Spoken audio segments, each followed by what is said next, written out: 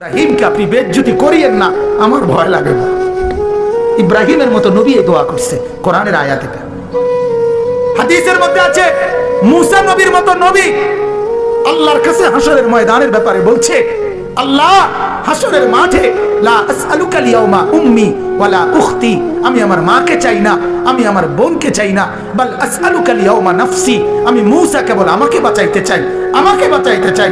আল্লাহ আমাকে বাঁচান, হাসরের মাঠ আমার বড় ভয় হয়, হাসরের মাঠ আমার বড় ভয়। আল্লাহর নবী সাল্লাল্লাহু আলাইহি সাল্লাম বলেন, ইয়াকুব নবী নিজের চোখে দেখবে ইউসুফ নবী ওনার ছেলে দাঁড়াইয়া আছে সামনে, এটা সেই ইউসুফ যার জন্য দুনিয়ায় কাঁদতে কাঁদতে চোখ সাদা বানায় লাইছে। সেদিন হাসরের ময়দানে নবী বলেন, একবারের জন্য ইয়াকুব নবী বলবে না যে আল্লাহ আমার ছেলেটার কি হবে, ইয়াকুব নবী বলবে ইয়া রব্বি নফসি নফসি, আল্লাহ আমাকে বাঁচান, আমাকে বাঁচান। ওরটা ও বুঝবে, আমারটা আমি বুঝতেছি। এটারে হাসরের মাঠ বলা আছে। এই মুসলমান, আল্লাহর নবী সাল্লাল্লাহু আলাইহি ওয়াসাল্লাম হাসরের ময়দানের ব্যাপারে এতটা নবীজি নিজেও চিন্তা করতেন। আপনারা সবাই শুনছেন, জানেন, 5 ওয়াক্ত নামাজের পরে উলামায়ে কেরাম থেকে জিজ্ঞেস করে দেখেন, 5 ওয়াক্ত নামাজের পরে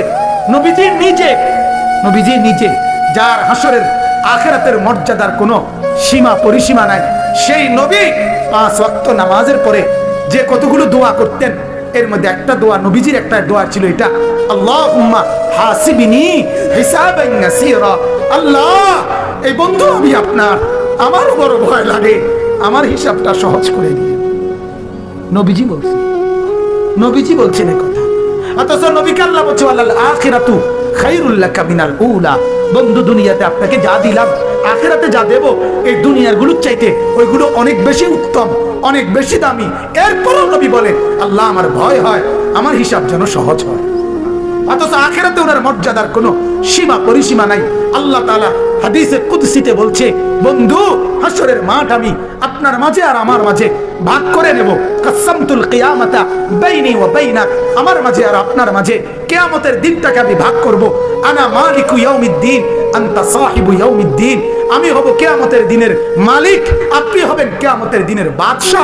আপনি বলবেন আমি শুনবো, আপনি সুপারিশ করবেন আমি গ্রহণ করব, আপনি চাইবেন আমি দিতে থাকবো, আপনার হাতে আমার ইজ্জতের পতাকা দেব, আপনার জন্য আমার আরশের নিচে মাকামে মাহমুদের আলাদা জায়গা দেব, আপনার জন্য জান্নাতের দরজা প্রথম খোলার উদ্বোধনের অধিকার আপনাকে দেব। এত মর্যাদার পরেও নবী বলতেন, আল্লাহ তবুও ভয় হয় হিসাবটা সহজ করুন। আপনি কেডা, আমি কে? বলেন এই মুসলমান, বলেন সেজদা নাই ঘরের মধ্যে গত 1 বছর 2 বছর আপনার উপযুক্ত ছেলেটা কোনো দিন ফজরের নামাজ পড়ে না, মেয়েটা ফজরের নামাজ পড়ে না, বিবি পর্দা করে না, মেয়ে পর্দা করে না, ঘরের মধ্যে আজ 20 বছর টানা রঙিন টেলিভিশন চলে, নর্তকী নাচে গায় ফুর্তি করে, গানের আওয়াজে বাদ্যে পুরা ঘর জমজমাট, এত নাফরমানির অবস্থায় এই হালাত নিয়ে কবরে গিয়া সুপারিশ কেমনে মিলবে দোস্ত? আখিরাতে নবীজির সামনে দাঁড়াবেন কিভাবে? আল্লাহর নবী তো বলবে, উম্মত এভাবে বেজ্জতি করলি কেন? 23 বছরে তোর আমার তাইফের রক্তের কথা মনে নাই? আমার দামদাম শহীদের কথা মনে নাই? আমি 14 দিন পেটে পাথর বাঁধছিলাম ক্ষুধার কষ্টে, একথা কি মনে নাই? আমি 3 মাস চুলায় আগুন জ্বলে নাই, একথা কি উম্মত মনে নাই? আমার এত কষ্ট এত মেহনতকে এইভাবে নাফরমানি করে আমাকে তুচ্ছ তাচ্ছিল্য করলি, আমার দিনকে অপমানিত করলি, আজ কেন বলবো? আজ কিভাবে বলবো আমি মাওলার কাছে?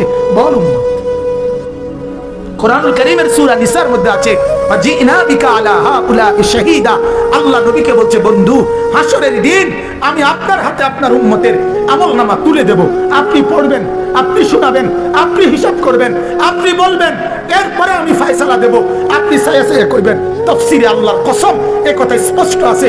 হযরত আব্দুল্লাহ ইবনে মাসউদ বলে, যেদিন নবীর সামনে এই আয়াত, এই ওয়াজিনা বিকা আলা হাউলা'i শাহীদা সূরা নিসার এই আয়াত যেদিন পড়লাম, সেদিন হযরত আব্দুল্লাহ বলে, নবীজি অজরে চোখের পানি ফেলে কাঁদছে আর একথা বলছে, উম্মত যদি পৃষ্ঠার পর পৃষ্ঠা গুনাহ আর নাফরমানি দেখি, আমি মাওলার সামনে পড়বো কেমনে, শোনাবো কেমনে, আল্লাহর কাছে বলবো কেমনে?